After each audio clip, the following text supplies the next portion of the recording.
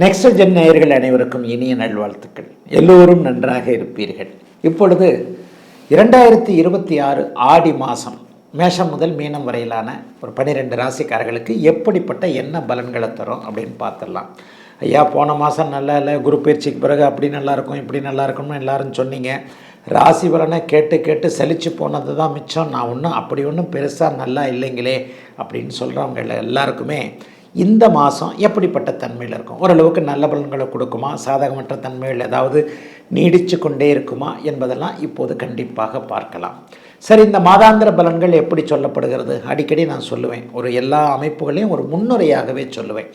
வருட பலன்கள் என்று சொல்லப்படக்கூடிய குரு, சனி, ராகு, கேதுக்கள் அந்தந்த கிரகங்களுடைய ஒரு பெயர்ச்சியை வச்சு சொல்லப்படுகிறது. 2.5 வருஷத்துக்கு ஒரு தடவை சனி பயிற்சி நடக்குங்க. அப்போ அந்த 2.5 வருஷத்துக்கு ஒரு தடவை சனி ஒரே வீட்டில் இருக்கிறார் இல்லையா, அதை வச்சு சனி பயிற்சி பலன்கள் சொல்லப்படுகிறது.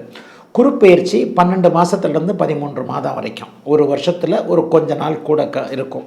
அப்போ அந்த 12 மாதங்கள்லேருந்து 13 மாதங்கள் வரைக்கும் அந்த குரு பயிற்சியை வச்சு அந்த குரு எங்கே இருக்கிறார் என்பதை வைத்து அந்த ராசிக்கு, உதாரணமாக கன்னிராசிக்காரருக்கு இப்போது லாபஸ்தானம்னு சொல்லப்படக்கூடிய 11ஆம் இடத்துல குரு பகவான் இருக்கிறார். உங்களுக்கு இந்த 11ஆம் இடத்துலேருந்து எங்கெங்கே இடத்தை பார்க்குறார் அப்படின்றத வச்சு அந்த குரு பயிற்சி பலன்களை சொல்லுகிறோம். ஒரு வருடத்திற்கு அந்த பலன்கள் மற்ற கிரகங்களையும் சேர்த்து, ஏன்னா பயிற்சி பலன்கள் அப்படிங்கிறது நவ கிரகங்கள்னு சொல்லப்படக்கூடிய 9 கிரகங்களையும் சேர்த்து வைத்து பலனாக சொல்வது தான். ஆயினும் அது உங்களுடைய பிறந்த ஜாதக தசாபுக்தி அமைப்புகளுக்குள் அடக்கம். இப்போ எப்போவுமே பாருங்கள், ராசி பலனை சொல்கிற மாதிரி எனக்கு ஃபுல்லாக நடந்துடுறது இல்லைன்னு ஒருத்தர் சொல்லுவார், எனக்கு கரெக்டாக நடக்குதுன்னு ஒருத்தர் சொல்லுவார். எப்போவுமே இந்த மாத பலன்கள், வார பலன்கள், ராசி பலன்கள் எல்லாமே இப்படித்தான் இருக்கும். இந்த ராசி பலன்களையும் தாண்டி உங்களுடைய பொதுவான ஜாதகம் அப்படின்னு ஒன்று இருக்குது. அந்த பொதுவான உங்களுடைய உண்மை யூனிக் அப்படின்னு சொல்லுவோம், உங்களுக்கே உரித்தான ஜாதகம். இது பொதுவான ராசி பலன்கள். உங்களுக்கே உரித்தான ஒரு ஜாதகத்தில் உங்களுக்கு என்ன தசாபுக்தி அமைப்புகள் நடக்கிறது என்பதை மேட்ச் பண்ணியும் இங்கே பார்க்கலாம். இப்போ நான் குரு பயிற்சியை சொன்னேன், சனி பயிற்சியை சொன்னேன், ராகுகேது பயிற்சி 1.5 வருஷத்துக்கு ஒரு தடவை நடக்கும். அந்த 1.5 வருஷம் அந்த இடத்துல இருக்கிறதுனால உண்டான பாதிப்புகள் இல்லாத சாதக பாதகங்களை வச்சு அந்த பயிற்சி சொல்லப்படுகிறது. மாத பயிற்சி அப்படிங்கிறது சூரியனுடைய இயக்கங்க. ஒவ்வொரு மாதமும் சூரியன் எந்த இடத்துல இருக்கிறார்ன்றதை வச்சு தான் இந்த மாத பயிற்சி. அதுவும் தமிழ் மாத பயிற்சி அப்படித்தாங்க. ஆடி மாதம் முழுக்க சூரியன் கடக வீட்டில் இருப்பார். ஆடி மாதம் முழுக்க சூரியன் கடக வீட்டில் இருப்பார். அந்த 30 நாளும் இப்போ நான் பேச போகிற ஆடி மாத பலன்கள் கடகத்தோடு சூரியன் சுபத்துவமாக இருக்கக்கூடிய தன்மை மிகப்பெரிய யோகம். இதில் என்ன ஒரு பலன் இருக்கும் அப்படின்னு சொன்னால், உங்கள் பிறந்த ஜாதக அமைப்பின்படி சூரிய தசை நடந்து கொண்டிருப்பவர்கள், சூரிய புக்தி நடந்து கொண்டிருப்பவர்கள், இவர்கள் எல்லாருக்குமே இந்த ஒரு மாதம் டாப்பாக இருக்குங்க. ஏன்னா சூரியன் குருவை அஸ்தங்கப்படுத்தி சுபத்தன்மையோடு இருக்கின்ற காரணத்தினால் சூரிய அந்தரம் நடந்து கொண்டிருப்பவர்களுக்கு கூட இப்படித்தான் இந்த பிறந்த ஜாதக பலன்களை அப்படியே மேட்ச் பண்ணி பார்க்கணும். கடகத்தில் இருக்கிறார் சூரியன், ஏற்கனவே இருக்கக்கூடிய உச்சகுருவோடு இணைய போகிறார். உச்சகுருவை அஸ்தங்கப்படுத்தி தான் சுபத்துவம் ஆக போகின்ற இந்த அமைப்பு யார் யாருக்கெல்லாம் சூரிய தசை நடக்கிறதோ, சூரிய புக்தி நடக்கிறதோ, அவர்கள் சூரிய அந்தரம் நடக்கிறதோ, அவர்கள் எல்லாருக்குமே இந்த ஆடி மாதம் பெரிய அளவில் நன்மைகளை கொடுக்குங்க. சரி, இந்த மாதத்தில் ஏதாவது பெரிய அளவில் பெயர்ச்சிகள் இருக்கா அப்படின்னு பார்த்தீங்கன்னா, ஆமாங்க. அதாவது ஆடி மாதத்தின் நடுப்பகுதியில் 16, 17ஆம் தேதிகளைப் போல இப்போது இருக்கக்கூடிய சிம்மத்தில் இருக்கக்கூடிய சுக்கிரன் நீச்சத்தை அடைகிறார். ஆடி மாத நடுப்பகுதி ஆகஸ்ட் மாதம் 1ஆம் தேதியாக இருக்கும். ஆகஸ்ட் மாதம் 1ஆம் தேதிக்கு பிறகு அப்படியே ஒரு நீச்சம் என்கின்ற ஒரு அமைப்பை அடைகிறார். அதை போலவே 2ஆம் தேதி பார்த்திங்கன்னா செவ்வாய் இப்போது இருக்கக்கூடிய அந்த ரிஷப வீட்டிலிருந்து மிதுன வீட்டிற்கு மாறுகிறார். புதனும் கூட ஆடி மாதம் 3ஆவது வாரத்தில் அப்படியே சூரியனோடும் குருவோடும் சேரக்கூடிய அமைப்புகள் இருக்குங்க. இதுதான் மாதாந்திர முக்கிய பலன்கள். ஆக இதை வைத்துத்தான் உங்களுக்கு எந்தெந்த நிலைமைகளில் இந்த பலன்கள் எப்படி நடக்கும் அப்படிங்கிறது சொல்லப்படுகிறது.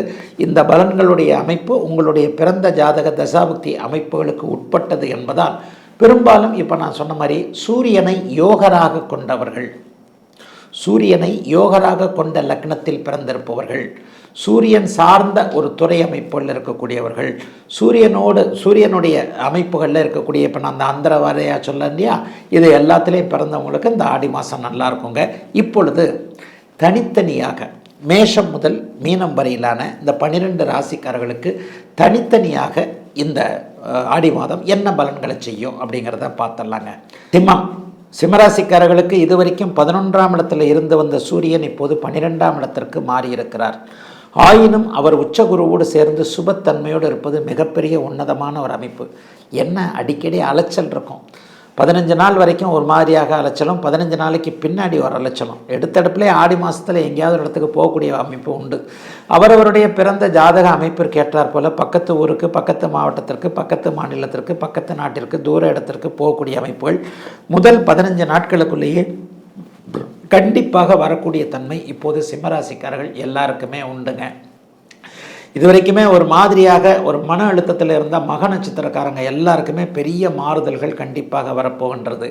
உத்திர நட்சத்திரக்காரங்களுக்கெல்லாம் அப்படிலாம் ஒன்றும் பெரிய கஷ்ட நஷ்டங்கள் இருக்காதுங்க. அதுவும் அவர் உடைபட்ட நட்சத்திரங்களுக்கு பெரிய அளவில் அஷ்டமத்தனி சோதனையை பண்ணாது. உங்களுடைய பிறந்த ஜாதக அமைப்பின் அடிப்படையில் 6-8 தசாபக்திகள் நடந்தால் மட்டுமே உத்திர நட்சத்திரக்காரர்களுக்கு கடுமையான கெடுபலன்கள் இருக்கும். மற்றபடி பூர நட்சத்திரத்தில் பிறந்தவங்க இப்போது கொஞ்சம் அட்டமத்து சனியுடைய தாக்கத்தை அனுபவித்து கொண்டிருக்கிறீர்கள். ஆனால் சூரியன் கொஞ்சம் சுபத்தன்மையோடு இருக்கிறனால, லக்னாதிபதி ராசிநாதன் தாங்கு திறனோடு இருக்கின்ற காரணத்தினால் எதையும் சமாளிக்கக்கூடிய நல்லதொரு மாதமாகவே இந்த மாதம் கண்டிப்பாக அத்தனை சிம்மராசிக்காரர்களுக்கும் கண்டிப்பாக அமையுதுங்க. பெரிய அளவில் யோக பலன்கள் இருக்கக்கூடிய அமைப்புகள் இப்போது கண்டிப்பாக உண்டு.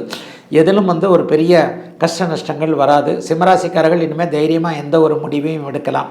11ஆம் இடத்துல மாதத்தின் பிற்பகுதியில் செவ்வாய் ராஜயோகாதிபதி வருவது என்பது எதிரிகளை அப்படியே புறம் காட்டக்கூடிய அமைப்பு. எதிரிகள் உங்களை பார்த்து இனிமேல் இவரை செய்ய முடியாதுங்க, இவர் இனிமேல் சமாளிக்க முடியாது, நம்ம பாட்டுக்கு நம்ம வேலைக்கு போவோம்னு சொல்லிட்டு 11ஆம் இடத்துக்கு மாறக்கூடிய, அதாவது ஆடி மாதத்தின் 2வது வாரத்திற்கு பிறகு பிற்பகுதி 15 நாட்கள் செவ்வாய் 11ஆம் இடத்திற்கு வருகிறார். இது ஒரு 1.5 மாதம் இருப்பார். ஆடி மாதம் முழுக்க, ஆவணி மாதம் முழுக்க அவர் இருக்கக்கூடிய தன்மை.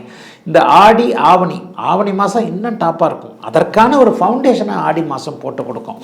ஆக எதிரியை வெல்வது, நல்ல ஆரோக்கியமாக இருப்பது, கடன் தொல்லைகள் தீருவது, லாபம் வியாபாரத்திலையும் விவசாயத்திலையும் தொழிலையும் வேலையிலையும் கிடைக்கக்கூடிய அமைப்புகள், இதுவரைக்கும் தடைப்பட்டிருந்த ப்ரொமோஷன் அமைப்புகள்லாம் மக நட்சத்திரக்காரர்களுக்கு ஆடி மாதமோ அல்லது அதற்கடுத்த ஆவணி மாதமோ கண்டிப்பாக கிடைக்கும். மனசு ஒரு நிலைப்படக்கூடிய தன்மைகள் உண்டு. என்ன வெளிநாடு வெளிமாநிலம், ஏற்கனவே தூர இடத்தில் இருக்கக்கூடிய, குறிப்பாக இப்போது சூரியன் கிழக்கு திசையை குறிக்கக்கூடிய கிரகம் 12ஆம் இடத்துல வலுவாக உட்கார்றதுனால Singapore, Malaysia, Australia, New Zealand, Japan, China போன்ற நாடுகளில் இருக்கக்கூடிய அத்தனை கடகராசிக்காரர்களுக்கும் இருக்கின்ற நாடுகளிலேயே எல்லாம் நன்மைகளாக நடக்கக்கூடிய நல்ல மாதங்க ஆடி மாதம் சிம்மராசிக்காரர்கள் எல்லோருக்கும்.